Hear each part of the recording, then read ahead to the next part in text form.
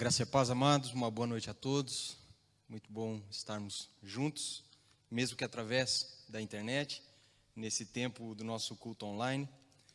E nós nos alegramos de saber que você tem estado buscando ao Senhor nesse tempo todo, tem estado com sede, com fome da palavra do Senhor.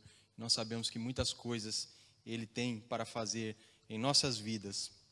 E nós clamamos diariamente para que Ele venha e cumpra realmente o propósito dEle em nós e para que a gente se enquadre no seu plano, que a gente venha cumprir tudo aquilo que Ele estabeleceu, não só garantindo o nosso lugar no céu por causa do sacrifício de Jesus e o nosso entendimento ao aceitarmos esse sacrifício, mas também levando outros a conhecer ao Senhor através da nossa pregação e do nosso testemunho.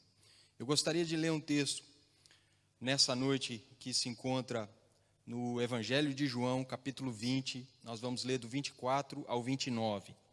João 20, do 24 ao 29. A palavra diz assim: Ora, Tomé, um dos 12, chamado Dídimo, não estava com eles quando veio Jesus. Disseram-lhe, então, os outros discípulos: Vimos o Senhor.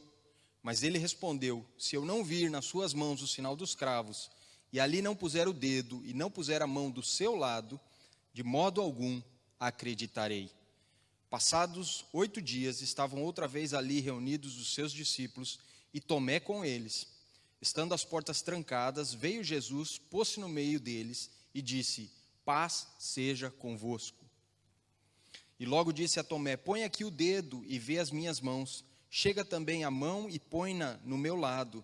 Não sejas incrédulo, mas crente. Respondeu-lhe Tomé: Senhor meu e Deus meu. Disse-lhe Jesus: Por que me viste e creste? Bem-aventurados os que não viram e creram. Feche seus olhos, vamos orar. Paizinho, no nome de Jesus, nós pedimos agora entendimento, compreensão, pedimos visitação do Teu Espírito Santo, pedimos que o Senhor nos conduza durante essa mensagem, essa ministração, que a nossa mente esteja aberta, que o nosso coração esteja receptivo e que o Senhor venha nos ensinar, e não só isso, venha nos transformar, que através dessa palavra o Senhor nos posicione dentro da Tua vontade, que através dessa palavra o Senhor também venha nos levar mais para perto do Senhor, e que através dessa palavra aqueles que ainda não Te conhecem possam Te conhecer. No nome de Jesus, amém. Nós vemos esse texto aqui, a história de um homem chamado Tomé, um dos discípulos de Jesus, um dos apóstolos de Jesus. Na verdade, um daqueles que mais fizeram pela causa de Jesus em todos os tempos. Nós vemos esse homem sendo mencionado aqui nesse texto, e se nós olharmos somente essa passagem das Escrituras, nós ficamos com a impressão de um homem incrédulo, de um homem que não tinha fé, de um homem que duvidava, de um homem que questionava. E isso não deixa de ser verdade, mas nós temos que entender o contexto todo dessa passagem e o contexto daquilo que aconteceu quando Jesus estava na terra com os seus discípulos, fazendo o seu ministério, e também depois que ele morreu e depois que ele ressuscitou. As coisas que se sucederam fato após fato, desde o Gólgota, desde a crucificação até a ressurreição. E se nós olharmos esse contexto todo, nós vamos chegar à conclusão de que Tomé era incrédulo, sim, mas também eram todos aqueles que estavam juntamente com ele. Não só os seus amigos mais chegados, os discípulos de Jesus, mas também aqueles que eram condiscípulos, aqueles que estavam também em volta dos discípulos, eram também seguidores do Senhor, não só os homens, mas também as mulheres. Nós vemos que a incredulidade era geral. Eu gostaria de falar um pouquinho sobre a incredulidade desses homens, dessas mulheres, aquilo que ela gerou no seio dos mais chegados amigos e seguidores de Jesus, e aquilo que o Senhor precisou fazer e falar para reposicionar esses homens e colocá-los de novo no caminho da coragem e também no caminho do propósito. Nós vemos, por exemplo, Maria Madalena indo para o túmulo juntamente com as suas amigas para fazer o quê? Para ungir o corpo de Jesus no domingo de manhã. Elas tinham um propósito, elas levaram os seus ungüentos e as suas especiarias e foram para o túmulo onde Jesus havia sido colocado, com a intenção de ungir o corpo que estava morto. Elas não foram com a intenção de vê-lo ressuscitado e com vida, elas foram na certeza de que ele ainda estaria lá sem vida. Nós vemos incredulidade na vida dessas mulheres, nós vemos incredulidade também no apóstolo João, quando ele, acompanhado de Pedro, ouvindo o relato dessas mulheres de que o Senhor não estava mais lá, que elas tinham tido uma visão de anjos, ele corre juntamente com Pedro, ele chega antes, Pedro chega depois que ele entra no túmulo vazio, ele se dá conta de que o Senhor realmente tinha ressuscitado e agora ele cria. Nós vemos incredulidade também nos discípulos que, ao receberem o testemunho dessas mulheres, eles não creram de forma alguma. Marcos 16:11 fala sobre isso, Lucas 24:11 também fala sobre isso, que eles se recusaram a crer. Nós não sabemos aqui se por causa da cultura, nós não sabemos aqui se por causa realmente da falta de fé. O certo é que aquelas mulheres disseram: nós vimos que o Senhor não estava mais lá, que aquilo estava vazio, e até mesmo um anjo declarou para nós que o Senhor cumpriu aquilo que ele havia falado que iria fazer, que era descer até a terra e 3 dias depois voltar a viver. Mas eles se recusaram a acreditar. Lucas, o capítulo 23, no finalzinho, e o início do 24, nós vemos essas mulheres com uma intenção, como eu falei. E também os textos de Lucas 24, do 13 ao 34, nos mostram 2 discípulos saindo de Jerusalém a caminho de uma cidade chamada Emaús. E Jesus aparece para eles, começa a caminhar com eles, faz perguntas a respeito dos acontecimentos que se sucederam em Jerusalém nos últimos dias. E esses homens demonstram conhecimento das Escrituras, mas eles também demonstram desesperança, falhanço. Eles estavam desanimados, porque já era o 3º dia. E aquele que disse que era o Salvador de toda a humanidade permanecia enterrado. Mas olha o detalhe, eles comentam que eles ouviram que as mulheres haviam estado lá e não tinham encontrado o corpo. Eles comentam que outros discípulos haviam estado lá, no caso Pedro e João, como eu mencionei, e também não haviam visto o corpo. E mesmo assim, eles estavam duvidosos. E Jesus então os repreende e diz que eles eram nécios e tardos de coração para compreender e para crer tudo aquilo que ele mesmo havia ensinado, que os profetas haviam falado, que as Escrituras, elas diziam que iria acontecer. Todas essas pessoas eram incrédulas. Não somente o nosso amigo Tomé, não somente aquele que ganhou essa pecha de um apóstolo incrédulo, não somente esse que ficou talvez mais famoso por essa frase, por essa dúvida, por essa incredulidade, pela falta de fé, do que por todas as coisas boas que ele veio a fazer depois, por toda a abnegação, entrega e compromisso com o Senhor que ele demonstrou. A incredulidade, ela precisa ser entendida olhando para esse texto, à luz desse texto, como um problema de mente, mas também um problema de coração. Quando nós falamos de mente, nós falamos da compreensão, do entendimento. E esse entendimento é daquilo que está escrito nas Escrituras. Nós precisamos ler e nós precisamos buscar a compreensão, o entendimento real, porque isso vai fazer com que a fé seja gerada no nosso coração. A palavra diz que a Escritura ela é propícia para muitas coisas, e uma delas é gerar fé no nosso coração, porque a fé vem pelo ouvir e ouvir a palavra de Deus, e depois que nós ouvimos, nós precisamos tentar com todas as nossas forças, entender, compreender todas as coisas que estão sendo tratadas nesse livro. Só que também a incredulidade é uma questão de coração. Jesus fala para esses discípulos a caminho de Emaús: vocês são nécios, ou sejam, tolos. É problema de mente, mas também ele diz que eles são tardos de coração. Quando o coração está embrutecido, quando o coração está fechado, quando o coração está empedrado, é difícil a fé poder germinar. É difícil essa semente de fé conseguir se tornar em uma planta e realmente dar algum tipo de fruto. O coração, ele precisa estar disponível. Por isso que a incredulidade é um problema também de coração. Quando a Bíblia fala de coração, ela fala da nossa vontade, ela fala dos nossos desejos, ela fala da nossa disposição para acreditar, mesmo sem ter a necessidade de ver ou de tocar. Os discípulos, eles duvidavam que Jesus seria realmente aquele que ele disse que era. Eles também duvidavam, talvez, que Deus tivesse o poder de o ressuscitar dentre os mortos. Mas eles também duvidavam do testemunho geral de outras pessoas que já tinham visto que o túmulo estava vazio. Olha só quanta dúvida. Eles duvidavam de várias coisas. Não só de Jesus, não só do poder de Deus, mas também do testemunho dos seus amigos, que afirmavam: nós fomos lá e já não vimos o Senhor. E o pior, muitos já tinham tido um encontro com o Senhor naquele meio tempo. A Bíblia diz que o Senhor apareceu para Maria Madalena. A Bíblia diz também que o Senhor encontrou Pedro em alguma altura daquele domingo. E esses discípulos, eles mesmo assim se recusavam. Eles queriam ter esse tipo de esperança.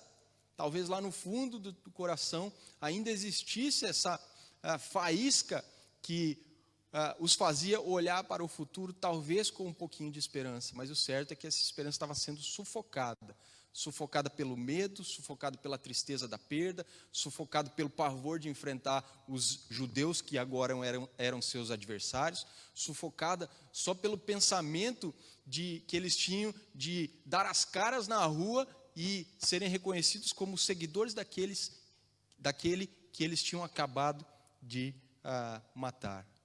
Esses discípulos, eles estavam assolados e a incredulidade tomou conta não só da mente, mas também do coração. Paulo diz em Romanos 10, 9 e 10: se com a tua boca confessares ao Senhor Jesus e em teu coração creres que Deus o ressuscitou dentre os mortos, serás salvo, visto que com o coração se crê para a justiça e com a boca se faz confissão para a salvação. Veja lá como é um problema de mente, um problema de coração. Paulo diz que a boca confessa que Jesus é o Senhor, mas é o coração que crê que Deus o ressuscitou dentre os mortos. O problema deles era: Jesus ressuscitou ou não ressuscitou? A dúvida deles era: ele está morto ou ele voltou a viver? A dúvida que eles tinham e a incredulidade que mais e mais se fazia presente era: e agora? Será que é verdade o que estão falando? Será que as escrituras estão se cumprindo? Ou tudo aquilo era uma mentira? E tudo aquilo era talvez um sonho, um devaneio, talvez uma utopia.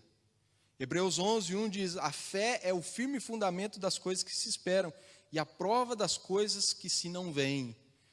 Esses discípulos, eles talvez não tinham tido ainda nenhuma experiência nesse nível de crer sem ter que ver, de ter que exercer a sua fé sem algo palpável, para que eles pudessem ter a certeza daquilo que estava acontecendo. Jesus já havia ensinado, Jesus já havia advertido várias vezes que deveria acontecer aquilo que aconteceu, que ele deveria morrer e que ele deveria ressuscitar para que o propósito do Senhor se cumprisse. Por isso, ele, ao encontrar os discípulos naquele domingo à tarde, o domingo da ressurreição, ele adverte os seus discípulos, ele os chama de nécios, de tardos do coração. Ele os chama a atenção por não acreditarem naquilo que os profetas já haviam falado, naquilo que os profetas já haviam declarado, que o Cristo deveria padecer e que ele deveria passar pelo que passou para que pudesse entrar na sua glória. Ele só entraria na sua glória também ressuscitando depois de padecer. Nós vemos Lucas 16, o verso 14, Jesus aparecendo então para os 12. Logicamente eram mais de 12. Não é? Aqui quando a Bíblia fala os 12 é uma forma genérica de dizer os seus discípulos, aqueles que estavam reunidos, trancados com medo dos judeus. E ele aparece e ele os censura a incredulidade e a dureza do coração, porque não acreditaram no testemunho daqueles que o já tinham visto ressurreto. Interessante que ele não censura por não acreditarem na ressurreição, ele censura por não terem acreditado no testemunho daqueles que os já viram ressurretos. Por quê? Porque ele já havia um pouquinho antes censurado realmente a incredulidade com relação à ressurreição.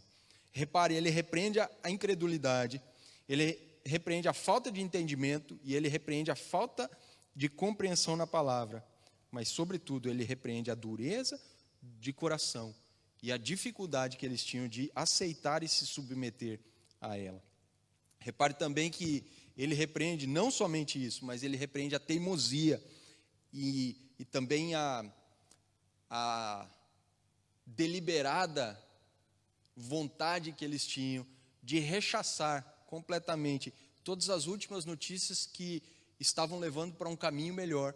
As boas notícias que estavam vindo, eles estavam rechaçando, eles diziam: não, nós não acreditamos, nós não queremos aceitar essas notícias, e Jesus os repreende. Os discípulos estavam então desesperançados, pois pensavam que tudo aquilo que viveram nos últimos anos havia acabado. Eles estavam tristes porque perderam o seu mestre, o seu amigo. Eles estavam assustados por medo, não é, dos judeus. Estavam sendo sufocados por esse pavor de ter que agora retomar a vida sem o seu mestre. Os 3 anos que eles haviam estado juntos e caminhado juntos e vivido experiências juntos, agora parecia um pesadelo e não uma realidade que os animava quando o Senhor estava com eles. E esse medo, esse pavor, essa tristeza, esses sentimentos ruins, juntos, eles fizeram esses discípulos se esquecerem de todas as palavras que Jesus já havia ensinado a eles. Nem mesmo, preste atenção, as palavras do anjo lá na porta do túmulo fizeram com que esses homens se dessem conta daquilo que eles estavam fazendo. Porque o anjo falou: o que vocês estão fazendo aqui? Vocês procuram aquele que vive no meio dos mortos? Ele não está aqui, ele já ressuscitou. E mesmo assim o coração deles estava fechado. E eles se recusavam a seguir em frente, agora alegres por causa das boas novas. Lucas 24, do 6 ao 7 diz: não está aqui, mas ressuscitou. Lembrai-vos como vos falou, estando ainda na Galiléia, dizendo: convém que o Filho do Homem seja entregue nas mãos de homens pecadores e seja crucificado, e ao 3º dia ressuscite. Jesus já havia falado, o anjo os lembrou. Mesmo assim, eles estavam duvidosos. Mesmo assim, as mulheres não sabiam o que fazer. Mesmo assim, os homens não sabiam o que fazer. Em quem acreditar? Nos olhos, nos ouvidos, na palavra, no Cristo que havia prometido tudo isso, mas que agora não estava com eles e eles não conseguiam ver. Em quem acreditar? Por que nós estamos falando sobre isso? Porque a ressurreição é a doutrina principal da Bíblia. Sem a ressurreição, o apóstolo Paulo diz que a nossa pregação ela é vã e vã a nossa fé. Sem a ressurreição, o cristianismo desmorona. Sem a ressurreição, eu não tenho o porquê de estar aqui pregando a palavra. Sem a ressurreição, tudo aquilo que nós acreditamos não vale de nada. Paulo diz: se Cristo não ressuscitou, logo é vã a nossa pregação e também é vã a nossa fé. 1 Coríntios 15, 17 a 19, ele diz: e se Cristo não ressuscitou, é vã a vossa fé e ainda permaneceis nos vossos pecados. Também os que dormiram em Cristo estão perdidos. Se esperamos em Cristo só nessa vida, somos os mais miseráveis de todos os homens. E nós temos que ter realmente atenção para essa palavra. Olha que Paulo diz: se a gente acredita em algo que não aconteceu, não tem propósito nós crermos. Não tem propósito nós pregarmos. Além disso, nós estamos enganando as pessoas com a nossa pregação. Além disso, nós estamos dizendo que Deus fez uma coisa que talvez Ele não tenha feito. Porque se a gente prega que Cristo ressuscitou, a gente diz que Ele fez isso por causa do poder de Deus. Não é? Mas, se não aconteceu nada disso, a gente coloca Deus numa posição esquisita e a gente mesmo está aqui fazendo algo que não tem resultado prático e não vai mudar o destino eterno de ninguém. E Paulo, ele diz, além disso, ele diz o seguinte: aqueles que dormiram em Cristo estão perdidos, porque muitos e muitos cristãos, durante esses séculos todos, tiveram a mesma fé que nós, crendo que Cristo ressuscitou dos mortos, e eles morreram pensando que estavam salvos, mas na verdade, eles estavam perdidos. Por isso que a pregação sobre a ressurreição ela é importante para nos mostrar que realmente o nosso Jesus, ele ressuscitou dos mortos. Paulo diz: se nós esperamos em Cristo só nessa vida, somos os mais miseráveis de todos os homens. E isso me leva de novo para Tomé. Isso me leva de novo para os discípulos.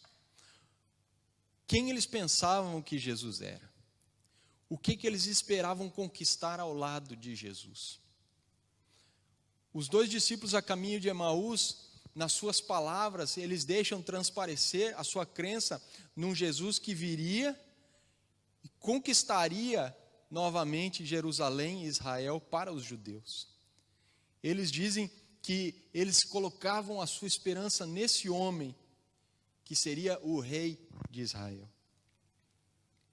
E Paulo, ele vai no cerne da questão dizendo, como nós entendemos o nosso cristianismo? Nós esperamos em Jesus por causa daquilo que podemos obter nessa vida? Por causa daquilo que Ele pode nos dar nessa vida? Por causa dos milagres que Ele pode proporcionar para nós nessa vida?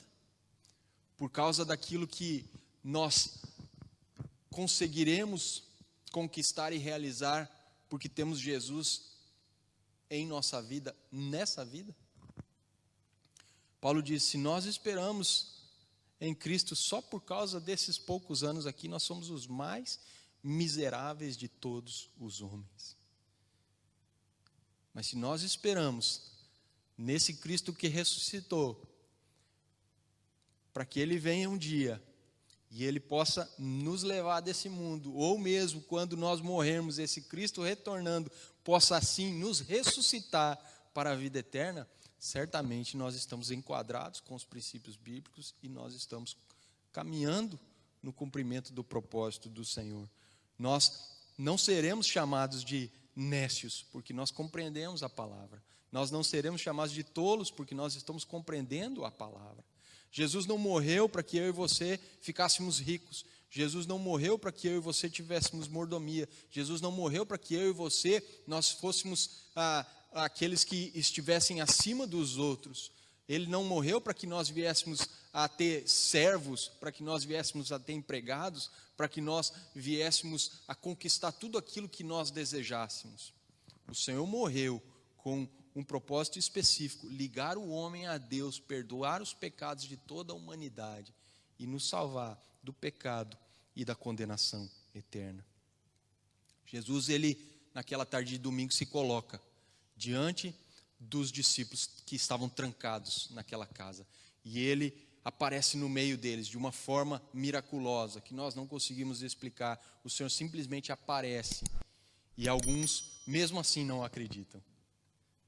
Nós lemos a Bíblia e nós vemos que alguns deles pensam que era um fantasma. Já tinham o relato dos anjos, já tinham o relato das mulheres, já tinham os relatos dos 2 do caminho de Emaús, já tinham os relatos de Pedro e João e talvez de mais alguns apóstolos. E mesmo assim o Senhor aparece e eles pensam que era um fantasma. Esses homens estavam realmente com as suas percepções muito abaladas e a incredulidade havia tomado conta dos seus corações. Jesus declara paz sobre eles. Jesus então mostra as mãos e o lado. Sopra sobre eles o Espírito Santo e os reposiciona novamente para viverem o propósito com alegria, com certeza e com esperança. Ele se põe no meio deles e ele logo fala, olha aqui minhas mãos, olhem aqui o meu lado. E ele sopra o Espírito Santo e ele os comissiona para que possam ir por toda a terra fazendo aquilo que deveriam fazer, ensinando as pessoas a respeito dele, a guardar todos os mandamentos que ele estava ensinando e também batizando essas pessoas e que elas se tornassem discípulas desse Senhor que tanto fez por nós. Se não fosse ele, não teria por que estarmos aqui. Se não fosse ele, nós estávamos ainda mortos em delitos e pecados. Se não fosse ele, nós estávamos condenados por toda a eternidade ao inferno. Jesus, ele aparece para os seus discípulos. Ele come com os seus discípulos. Nós vemos também os relatos dizendo que eles estavam naquela dúvida se era um fantasma ou não. Jesus fala, tem alguma coisa aí para comer? Já que vocês não estão acreditando, eu vou comer com vocês. E aí deram peixe, deram mel, ele comeu, se juntou aos discípulos, eles se alegraram. E aí a Bíblia transiciona para 8 dias depois, no outro domingo. E os discípulos, eles encontram Tomé, que não estava junto com eles nessa primeira aparição do Senhor. E aí nós entramos no texto que nós lemos. Tomé, um dos 12, chamado Dídimo, não estava com eles quando Jesus veio. Disseram então os outros discípulos: nós vimos o Senhor. E o que o nosso amigo Tomé fez? A mesma coisa que os seus amigos haviam feito uma semana atrás. Não acreditou. De maneira nenhuma ele acreditou. O testemunho dos seus amigos todos, dos seus condiscípulos, daquelas pessoas mais próximas, não teve efeito na vida desse homem. Tamanha era a sua incredulidade. E ele foi mais além do que todos os outros. Ele falou: eu não acredito, não acredito e não acredito. Eu só acredito se eu encostar a minha mão. Não basta ver como vocês viram semana passada, como vocês estão dizendo que viram. Eu quero tocar, quero tocar. E a Bíblia diz assim, que ele respondeu: se eu não vir nas suas mãos o sinal dos cravos, e ali não puser o dedo e não puser a mão no lado, de modo algum acreditarei. De modo algum acreditarei. E aí Jesus aparece de novo no meio deles. Como que ele fazia isso? Não sei. Você imagina aí como Jesus poderia fazer isso. Você é livre para imaginar isso. O certo é que o Senhor agora com o corpo glorificado não estava mais limitado a tempo e espaço, como antes da sua morte. E ele aparece. E a primeira coisa que ele fala, o texto nos diz, que ele diz para Tomé, verso 27 do capítulo 20 de João: põe aqui o dedo e vê as minhas mãos. Chega também a mão e põe-na no meu lado. Não sejas incrédulo, mas crente. Eu não sei para quem essa palavra é nessa noite, mas certamente o Senhor está dizendo para alguém: não seja incrédulo, mas crente. Não seja incrédulo, mas crente. O crente não precisa ver para crer. Esse é um ditado que nós estamos cansados de ouvir e talvez até mesmo nós já repetimos algumas vezes. Por causa das palavras de Tomé, as pessoas hoje em dia, elas também querem ver para crer, mas no reino de Deus não é assim, no cristianismo não é assim. A fé, ela é a certeza de coisas que nós não vemos. Mas Jesus, ele foi amoroso com Tomé. Jesus apareceu e falou: Tomé, eu sei de tudo, eu conheço tudo. Jesus aqui, ele começa a se revelar a esse homem. Esse homem tinha uma percepção do Jesus Salvador. Esse homem tinha uma percepção do Jesus curador. Esse homem tinha a percepção do Jesus professor, do Jesus mestre. Esse homem sabia que o Senhor deveria morrer para perdoar pecados e levar o homem à salvação. Mas esse homem ainda não tinha percepção do Deus vivo e verdadeiro que ele era. Jesus não era só o Filho de Deus, ele era o Deus. E ele continua sendo o Deus verdadeiro e único. Esse homem estava tendo um encontro e uma oportunidade tremenda de ter uma revelação sublime de quem Jesus era realmente, não só o Salvador do mundo, mas o Senhor de todas as coisas. E Tomé encosta nas mãos e encosta no lado de Jesus. Provavelmente ele fez isso. Jesus o convida, a Bíblia não diz se ele responde ao convite, mas diante de Jesus deve ter sido tão constrangedor que ele deve ter ido lá encostado realmente. E aí ele tem essa revelação tremenda que ele declara: Senhor meu e Deus meu. Veja que ele conhecia Jesus como o Salvador. Se nós formos olhar João 14, verso 5 e verso 6, nós vemos um episódio caricato aqui envolvendo também Tomé e Jesus. Jesus fala: olha, eu vou para o Pai, eu vou preparar morada para vocês, mas eu voltarei, para onde eu vou vocês não podem ir agora, mas vocês sabem o caminho. E aí Tomé declara: Senhor, como? Como? Nós não sabemos o caminho. Senhor, nós não sabemos como que nós conseguiremos conhecer o caminho. O texto diz: indagou Tomé: Senhor, não sabemos para onde vai, como saberemos o caminho? E aí Jesus se revela como Jesus Salvador. Assegurou-lhes Jesus: eu sou o caminho, a verdade e a vida. Ninguém vai ao Pai senão por mim. Esse homem já tinha tido a experiência do Jesus Salvador. E agora estava tendo a experiência do Jesus Deus, do Senhor de todas as coisas. Essa palavra mexeu muito comigo e tem mexido. E quanto mais eu penso nela, mais eu choro. Porque me angustia saber que tem gente que só quer Jesus para perdoar pecados, só quer Jesus para ser salvo do inferno, e não conseguiu ainda ter a revelação do Jesus Deus, aquele que é Senhor de todas as coisas, que quer a sua vida na totalidade, na integridade, na integralidade. Ele não quer metade, ele não quer um pedaço, ele quer tudo. Me angustia de saber que existem pessoas que se dizem cristãs e que enchem a boca para dizer que foram perdoados dos seus pecados, mas não obedecem ao Senhor. Já agora, desobediência é um pecado. Se você for perdoado, você continua pecando. E você deve se emendar. E Tomé era um incrédulo. Não só ele, todos os seus companheiros aqui. Já falamos deles.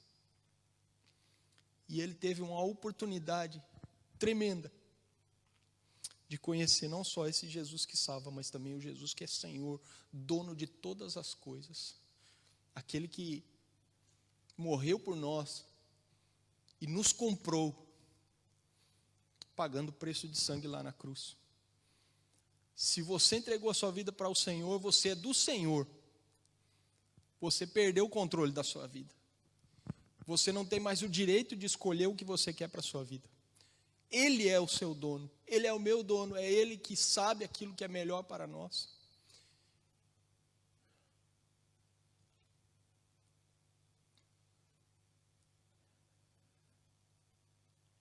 Mateus 16, 25 diz: aquele que quiser salvar a sua vida, perdê-la-á, mas quem perder a sua vida por amor de mim, achá-la-á. Esse é o tipo de entrega que o Senhor Jesus deseja. Se Ele é Senhor, Ele tem o senhorio. Se nós fomos comprados, nós somos escravos, e não só nós o servimos, mas também nós estamos amarrados a Ele em servidão. Nós servimos ao Senhor. Fazemos boas obras e boas ações porque fomos salvos. Mas nós estamos atados a Ele por causa daquilo que Ele fez na cruz do Calvário. É uma escravidão que nos deixa livre. É uma escravidão que nos dá uma vida abundante. É uma escravidão que nos permite viver em liberdade. Antes nós éramos escravos do pecado, do diabo. Antes nós éramos escravos dos nossos desejos. Antes vivíamos em trevas. Mas agora não. Agora nós estamos seguindo o nosso mestre. Agora nós estamos obedecendo de forma voluntária. Mas não se esqueça de que Ele continua sendo o Senhor. E que mesmo aquelas decisões mais complicadas que você precisa tomar, e muitas vezes você não quer, você precisa tomar. Abrindo mão do seu direito para obedecer aquilo que Ele deseja para você. Não existe opção. Ele é Deus, Ele é Senhor. O próprio Jesus, o Deus encarnado. O objetivo do livro de João é justamente isso, nos ensinar que Jesus é Deus. Ele inicia o livro dizendo, nós vamos ler lá o verso 1, de João 1. No princípio era o verbo estava com Deus, o verbo era Deus. Qual é o objetivo do livro de João? Mostrar que Jesus era Deus, a divindade de Jesus. Ele não era só o Filho de Deus, Ele era Deus, o Deus encarnado. 1 João, nós lemos que era o verbo que se fez carne, que os nossos olhos viram e as nossas mãos tocaram. E agora nós vemos esse homem, Tomé, aquele que levou a pecha de incrédulo, conhecido há mais de 2000 anos por ter proferido essas palavras de dúvida. Mas um homem que teve uma oportunidade tremenda de se encontrar com o Senhor e conhecê-lo na íntegra. Não só o caminho, a verdade e a vida, mas aquele que Ele mesmo declarou e disse: Senhor meu e Deus meu. Jesus não morreu e não ressuscitou para ser somente Salvador, mas para ser Senhor. Não só para ser Salvador, mas para ser Senhor. Como eu falei, você não tem opção. Você tem que se enquadrar com a palavra, se enquadrar dentro dos planos de Deus, se enquadrar no propósito e fazer de tudo para o agradá-lo e também para cumprir aquilo que Ele colocou na sua mão. Porque também nessa passagem, nós vemos os evangelhos sinóticos dizendo que Jesus dá uma ordem: vão por todo o mundo, preguem o evangelho a toda criatura, ensinando-os a guardar todas as coisas que eu vos tenho ensinado, batizando-os em nome do Pai, do Filho e do Espírito Santo. Façam discípulos aonde vocês forem. Romanos 14, 9 diz: Porquanto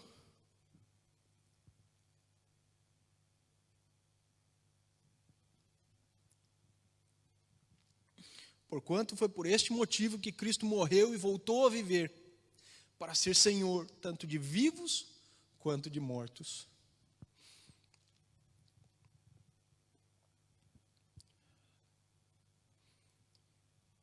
Senhor Deus, ou melhor, Senhor meu e Deus meu. Aí Paulo declara: Ele morreu para ser Senhor, tanto de vivos quanto de mortos. Nós vemos que a sequência, tanto de João, quanto dos outros evangelhos, é a ordem de Jesus, alguns dias depois, antes de ser assunto ao céu, para ficarem na cidade, buscando em oração, para serem revestidos do alto com poder, quando viesse sobre eles o Espírito Santo. E o Espírito Santo, ele veio no Pentecostes, como nós sabemos. E o Espírito Santo os encheu de uma forma tão tremenda e tão especial que esses homens que antes estavam trancados, com medo, apavorados, tristes, sem saber o que fazer, eles agora saíram por todos os lados pregando o Evangelho. Eu gostaria de concluir essa mensagem, lendo um trecho do livro 12 Homens e uma Missão, do Aramis de Barros, falando sobre o que aconteceu com Tomé, depois do Pentecostes, depois desse encontro, depois dessa revelação tremenda. Quando ele entendeu, juntamente com os seus amigos e companheiros, que o Cristo precisava padecer, mas que ele cumpriu aquilo que ele disse que ia acontecer, e que a profecia também foi cumprida ao ressuscitar. Quando veio o Espírito Santo sobre ele, juntamente com os outros, ele saiu para fazer a obra. Esse homem não mediu esforços. Esse homem que demonstrou uma incredulidade fora do comum, ele agora vai.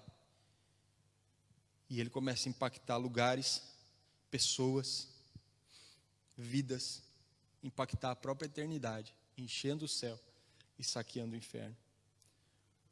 O texto diz assim, um trecho do livro diz: muitas narrativas concordam também que Tomé morreu, ou melhor, deixa eu voltar aqui um bocadinho, que eu já fui para o final.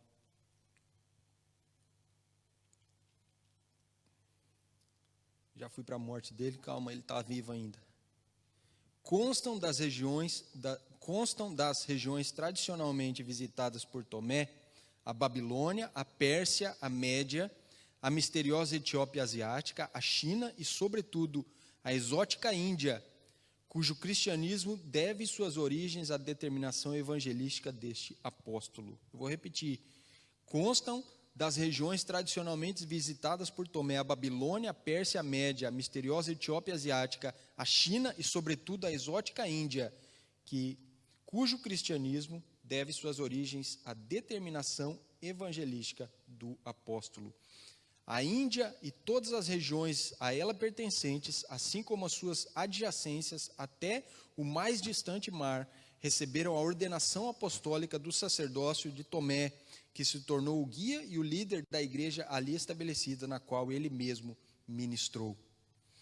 Há mais de 1900 anos, o apóstolo Tomé, após estabelecer a primeira comunidade cristã em meio ao seu povo na Babilônia, voltou-se à Índia, dirigido pelo Espírito Santo e movido por um zelo evangélico, atravessou todo esse subcontinente, anunciando as boas novas e batizando todos quantos creram no Senhor. As suas palavras caíram em terra boa, produzindo fruto 100 por 1.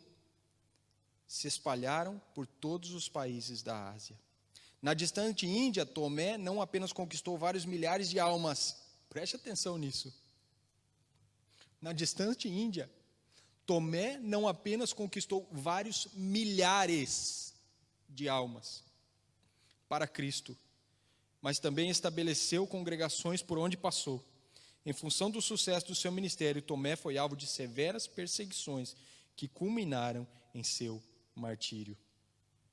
Um homem incrédulo ganhou milhares de almas. Um homem incrédulo pregou por todos esses lugares em que nós ouvimos aqui o texto. Um homem incrédulo, um homem que estava com medo, acabou morrendo por causa da sua fé em Cristo. Ele foi martirizado por causa desta fé.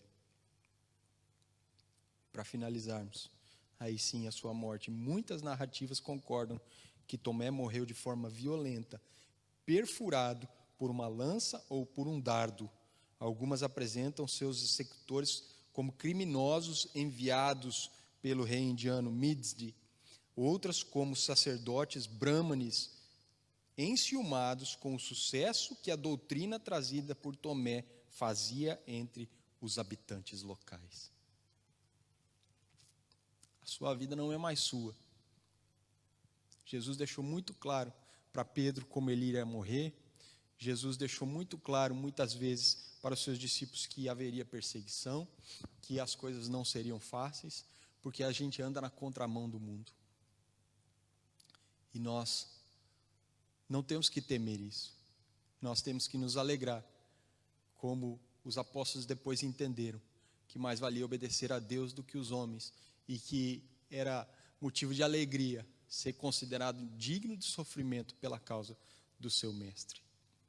Eu gostaria de orar com vocês nessa hora. Eu gostaria de finalizar essa pregação com oração, lembrando que Tomé não foi incrédulo sozinho.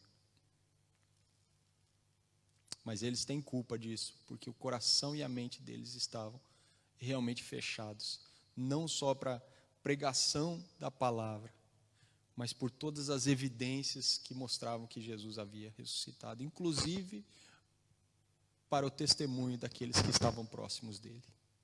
Quantas pessoas já têm falado de Jesus para você? Quantas pessoas já têm afirmado conhecerem de perto esse Jesus, tanto Salvador como Deus, Senhor, e você ainda não se decidiu? Quantas pessoas já aceitaram até mesmo entregarem as suas vidas para o Senhor, mas ficam duvidando de algumas coisas que estão escritas na palavra? Não procuram a compreensão dos textos, leem, não compreendem, mas deixam a si mesmo e seguem a sua vida sem perder tempo, sem gastar energia. Nós precisamos orar, nós precisamos buscar, nós precisamos gastar tempo para entender, questionar muitas vezes, como Tomé fez. O Senhor, Ele é bom, Ele nos ajuda. Ele não tem problema nenhum com questionamento, Ele tem problema com a nossa postura de incredulidade. E às vezes Ele lança essa incredulidade no nosso rosto para nos chamar a atenção, para nos dar oportunidade de termos encontros tremendos como Tomé teve. E não só ele, os outros discípulos também. Os dois no caminho de Emaús, eles falavam, o nosso coração queima, enquanto ele explica as Escrituras para nós.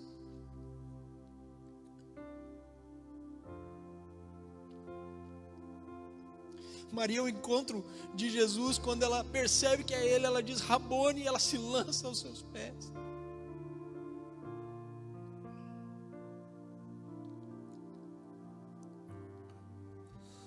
E Tomé declara, Senhor meu, Deus meu. Que revelação tremenda. Não só o caminho, a verdade e a vida, o Jesus Salvador, mas o Senhor, o Jesus Deus. Porque foi para esse motivo que Ele morreu e voltou a viver, para ser Senhor tanto de vivos quanto de mortos. Paizinho, no nome de Jesus,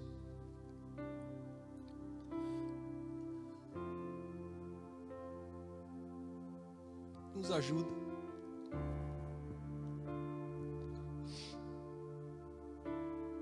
Nos ajuda a crer na totalidade da Bíblia, na integralidade da Tua palavra.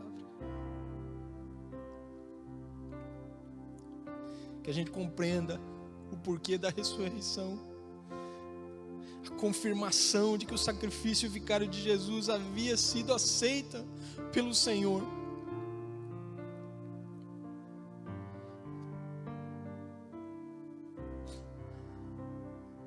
A ressurreição, ela comprova isso, que aquilo que Jesus fez por nós agradou o coração do Pai e a ira foi completamente aplacada, religando o homem ao Senhor. Mas além disso, a ressurreição nos mostra que esse Salvador também é Senhor, tanto de vivos quanto de mortos. E a nossa vida é totalmente dele, deve ser totalmente dele. Pai, eu oro por aqueles que não entenderam isso ainda, que como os discípulos estão sem compreensão, estão com o coração endurecido. Eu peço que o Senhor abra a mente e também abra os corações.